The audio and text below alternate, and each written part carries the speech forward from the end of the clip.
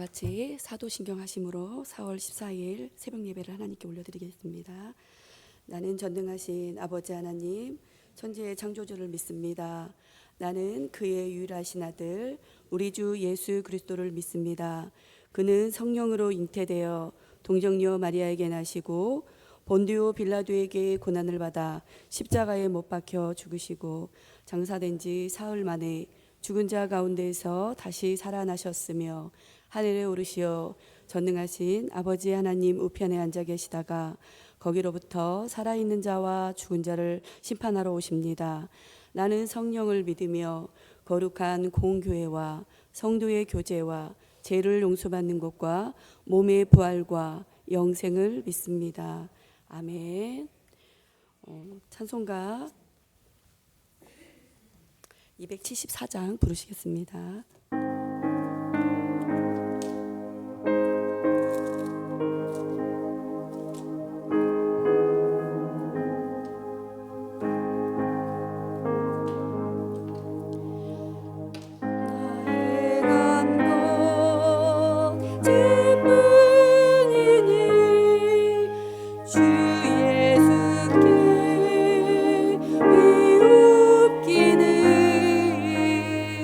나의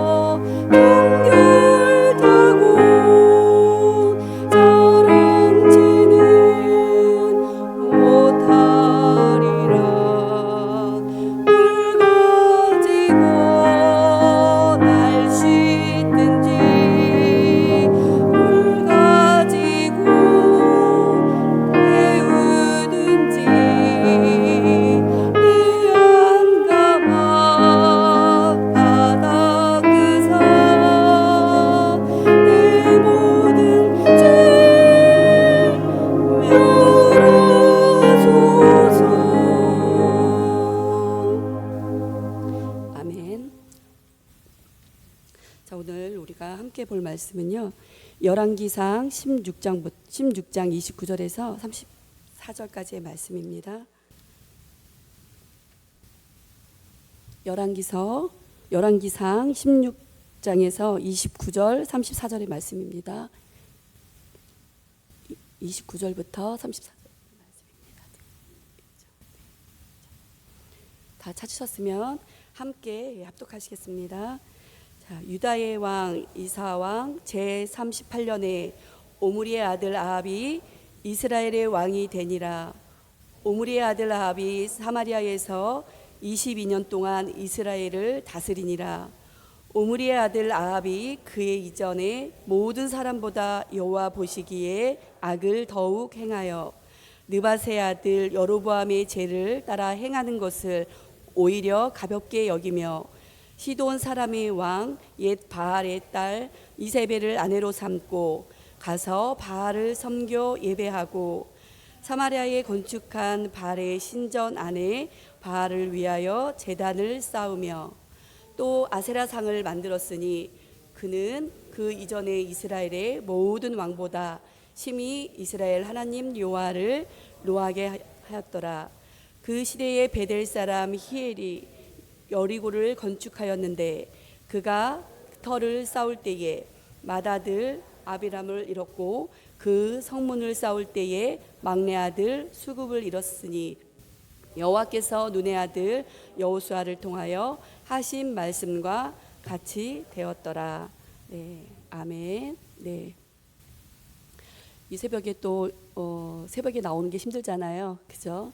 또 우리가 예배를 드리기 위해서 또 준비하고 나오는 이런 가정 가운데가 이게 다 예배의 하나인데 우리가 여기 나와서 이렇게 앉아 있는 것뿐만 아니라 또 새벽에 일어나서 얼굴을 씻고 또 옷을 갈아입고 또 차를 타고 오시는 분들도 있어요, 그죠? 이렇게 힘들게 이런 모든 가정들이 하나님 보시기에 굉장히 기쁘시고 우리를 좋아하실 것 같아요. 그래서 오늘 우리 이 새벽에 나온 우리 성도님들을 사랑하고 축복합니다. 자, 오늘 우리가 이 말씀을 보는데 지금 29절에 유다의 아사왕 제38년에 오므리의 아들 아합이 이스라엘의 왕이 되니라, 이렇게 29절에 이 말씀이 나와 있는데요. 남유다와 북이스라엘이 이렇게 나눠졌잖아요. 그래서 남왕국, 북왕국 이렇게 나눠졌는데 이 지금 남유다는 지금 아사 왕이 다스리고 있는 거예요. 그런데 오늘 우리가 함께 나눌 말씀은 지금 북왕국을 말하고 있는 거죠. 근데 북왕국은 지금 누가 다스리고 있다고 말씀하나요? 오므리의 아들 아합이 이스라엘을 다스리게 되는 거예요. 자, 여기서 보면은 지금 여기 남유다의 아사왕은 지금 3대 왕이거든요. 3대 왕이 이제 아사왕이 다스리고 있는데 41년 동안을 아사왕이 그 남유다를 다스리고 있어요. 그럴 때에 북이스라엘은 6번의 왕이 바뀌는 거예요. 세 번째 왕이 바뀌는 그 시기 그 안에 41년 그 안에 6명의 왕이 바뀌는데 지금 오늘 소개하고 있는 이 오므리의 아들 아합이 7번째 왕인 거예요. 여로보암 1대 왕을 제외하고 7번째 왕이 되는데 오늘 그 말씀한 것 같이 오므리도 그 아버지 오므리도 악한 왕이라고 그러잖아요.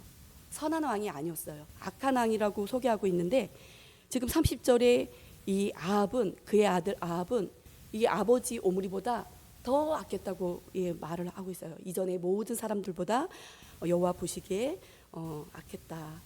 자, 그의 아버지 오므리는 뭐예요? 공의와 정의로 나라를 통치하지 않았어요. 하나님께서 그 북이스라엘에 날 10지파를 줬잖아요.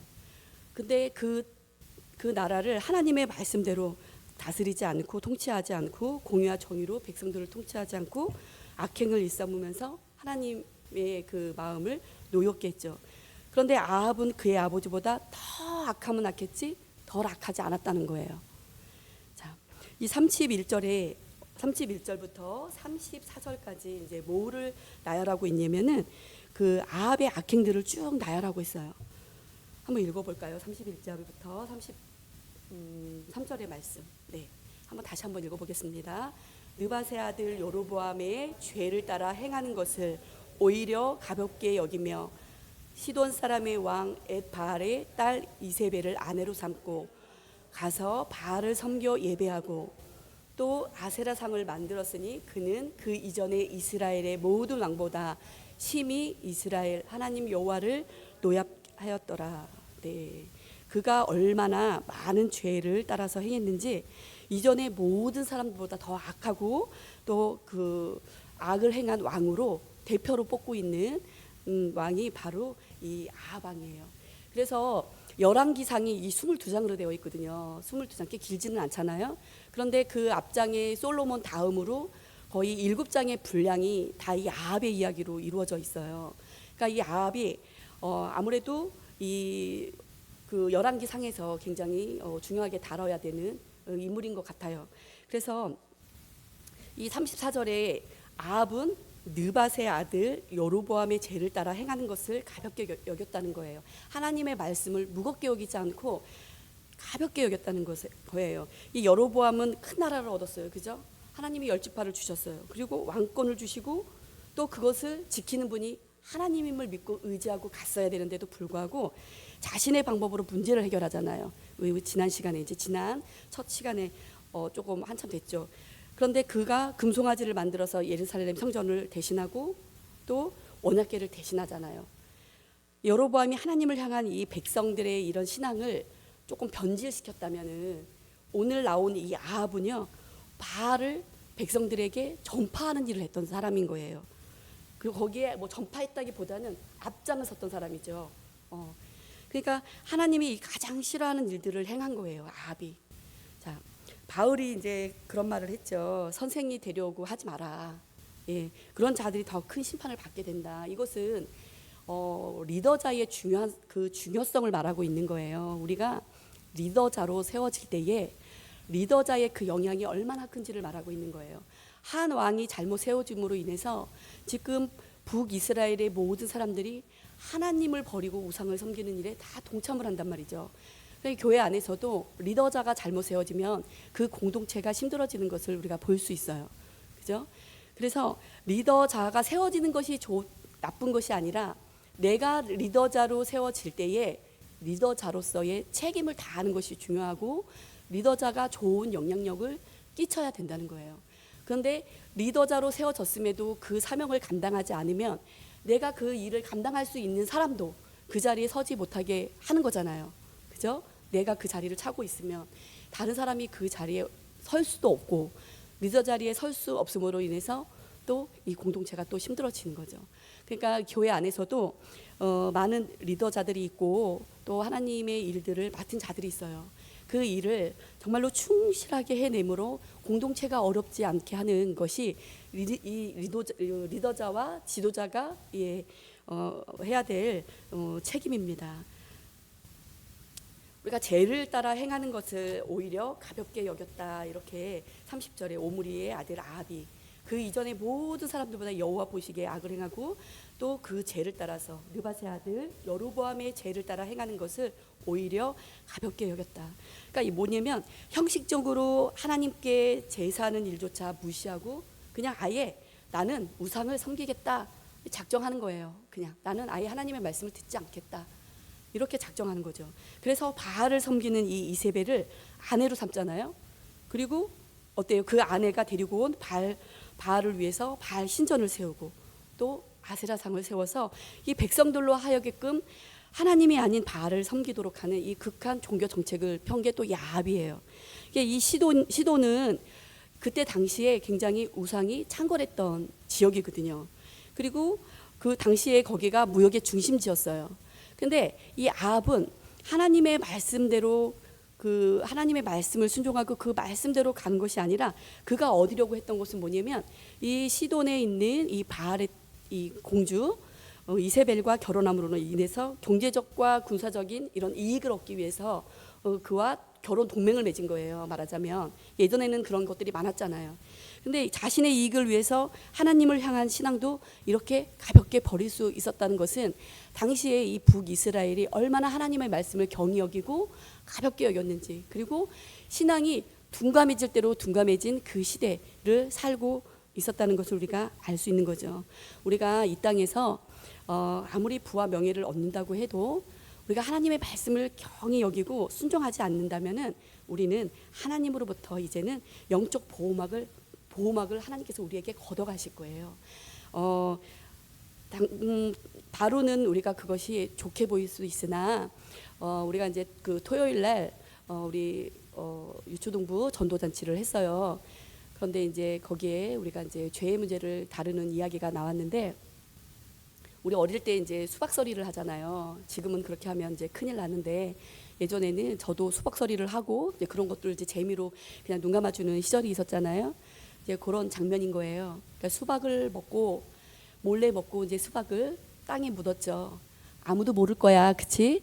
우리만 먹었잖아. 주인도 모르고 아무도 몰라. 그런데 그 씨앗이 땅에 떨어지고 시간이 지나면 어때요? 그 씨앗은 죽은 것 같으나 땅에서 그쵸, 올라오죠. 싹을 맺고 열매를 맺게 돼요. 죄는 당장은 눈에 보이지 않지만 죄의 결과는 반드시 드러나게 돼 있죠. 거기에는 뭐가 있죠? 하나님의 심판이 있어요.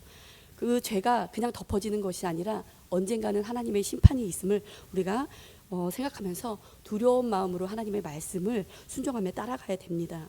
자, 당시 이 바알은 자신을 지켜주고 보호해주고 풍요롭게 해주는 신이 누구예요? 아세라 또는 바알인 줄 알았어요. 그래서 바알 이것이 뭐냐면 그때 당시에는 농사를 질 때 풍요를 상징하는 거거든요. 풍요. 그러니까 백성들이 이방신을 받아들이고 섬겼다는 것은 당시에 이스라엘 백성들이 하나님의 말씀을 굉장히 무시하고 이제 그 애굽에서 건져냈던 그 하나님, 출애굽시켰던 그 하나님의 은혜를 아예 이제 망각하고 잊어버리고 이 자신들의 행복과 풍요만을 위해서 누리는데 모든 관심을 쏟고 있었다는 것을 알 수 있어요. 그들은 이제 뭐 하나님은 없는 거예요. 그들은 그저 지금 이 즐기고 풍요를 즐기고 그냥 지금 자신이 살고 있는 이것이 그냥 행복하기만 하면 되는 거죠. 앞으로 일어날 일들에 대해서는 두려워하지 않는 거예요. 자, 오늘 이 시대를 살아가는 우리의 모습도 별반 다르지 않습니다. 지금 얼마나 이 말씀의 홍수의 시대를 살고 있어요. 그죠? 말씀이 유튜브를 통해서 많이 흘러나와도 믿음은 오히려 옛날 우리 지금 70대, 80대, 60대 되시는 그 연배 우리 권사님, 집사님들의 신앙보다도 못하잖아요. 지금은 오히려 그 열심보다도 못하잖아요. 우리가 잠시 주어진 행복과 풍요로움 때문에 하나님의 손을 놓지 않기를 바랍니다. 우리 어떤 상황 가운데 있을지라도 하나님의 손을 꼭 붙잡고 가시기를 바랍니다. 자, 오늘 이 34절을 다시 한번 읽어볼게요. 그 시대에 베델 사람 히엘이 여리고를 건축하였는데 그 터를 쌓을 때에 맏아들 아비람을 잃었고 그 성문을 세울 때에 막내 아들 수굽을 잃었으니 여호와께서 눈의 아들 여호수아를 통하여 하신 말씀과 같이 되었더라. 네. 뜬금없이 또 잘 나가다가 34절에 이 말씀이 나와요. 그러니까 그가 터를 쌓을 때에 맏아들이 죽고 또 그 성문을 세울 때에 누가 죽어요? 막내 아들이 죽어요. 그러니까 이것을 왜 여기서 언급하고 있냐면 이게 이렇게 된 이유가 여호수아를 말하고 있는 거예요. 여호수아서 6장에 이 말씀이 나와요. 여호수아 26장에 무슨 말씀이 나오냐면 그 여리고 성을 세우려는 사람은 여호와로 인하여 저주를 받게 될 것이다 라고 말하는 말이 나와요. 그가 기초를 세울 때에 장자가 이제 죽게 되고 또 그 문을 세울 때에 막내를 잃을 것이다 라고 여호수아가 한 말이거든요. 이 말이 이게 하나님의 말씀은 아니에요. 그런데 이 여호수아의 말을 하나님께서 그대로 수용하셔서 지금 오늘 이 본문 말씀에서 하나님이 그 말씀과 같이 그대로 이루시는 거예요. 이게 뭐냐면 당시 이 아합 시대의 사람들이 하나님의 말씀을 무시하고 이게 행했던 일인 거예요. 당시 이게 여호수아가 여리고를 정복하고 여리고성이 무너졌잖아요. 어떤 힘도 가하지 않고 하나님의 은혜로 이 여리고가 무너졌는데 이 여리고가 무너지고 이 멸망한 이 표본, 여리고가 멸망한 이 표본, 이 무너진 이 상태를 그냥 후손들한테 보여주고 싶은 거예요. 남겨놓고, 그러니까는 하나님의 이러한 역사를 너희들이 기억해라 이렇게 하고 싶었던 거였거든요. 이것을 말하고 싶어서 했던 건데, 그래서 이 터를 다시 짓는 자는 너희가 이제 저주받는 저주죠 이것이. 이렇게 한다고 경고를 했음에도 불구하고 뭐예요? 지금 히엘이 물론 그 아합의 명령에 의해서 이 성전을 건축했겠죠. 아니 성전이 아니라 이 거기를 여리고를 다시 재건했겠죠. 그런데 히엘도 마찬가지로 이 재건을 하면서 이 경고를 무시하고 여리고를 건축하다가 뭐예요? 그 마다들을 잃게 되는 거예요. 그러면 이렇게 됐을 때에 이게 뭐지? 라고 깨달아야 되는데 깨달지 못하고 계속해서 중단하지 않고 뭐예요? 계속해서 이거 재건하는 일을 멈추지 않아요. 그러면서 뭐예요? 나중에는 막내 아들을 성을 세울 때에 막내 아들을 잃게 되는 거예요. 히엘의 이 장자와 막내와 죽음을 통해서 여호와의 예언을 하나님께서 성취하시고 하나님이 살아계심을 이제 나타내 보여주시는 거죠.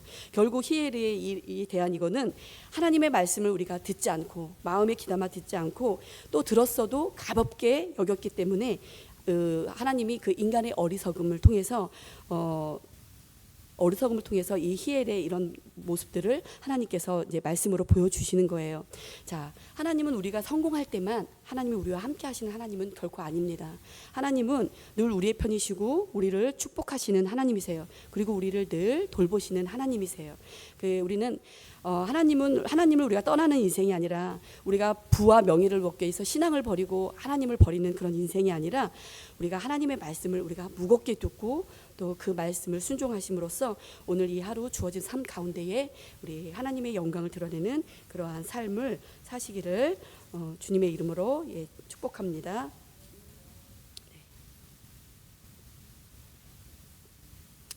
사랑의 하나님 감사합니다. 오늘 이 새벽에 우리 하나님께서 우리 성도님들을 이곳에 예배에 나와서 하나님의 말씀을 듣게 하시고 또 오늘 하루의 첫 시간을 우리 하나님께 먼저 드리게 하심을 감사합니다. 오늘 하루도 하나님의 말씀대로 살아내게 하시고 또 우리에게 약속하신 말씀을 반드시 이루시는 분으로 믿게 하옵소서. 하나님의 뜻에 따라 사는 삶이 때로는 힘들고 어렵더라도 우리가 세상과 타협하지 않게 하시고 끝까지 정결하고 정직하게 살아낼 수 있도록 도와주옵소서. 이 모든 것 우리를 사랑하시는 예수님의 이름으로 기도합니다. 아멘.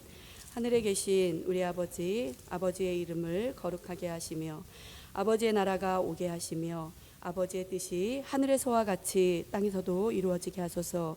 오늘 우리에게 일용할 양식을 주시고 우리가 우리에게 잘못한 사람을 용서하여 준 것 같이 우리 죄를 용서하여 주시고 우리를 시험에 빠지지 않게 하시고 악에서 구하소서. 나라와 권능과 영광이 영원히 아버지의 것입니다. 아멘.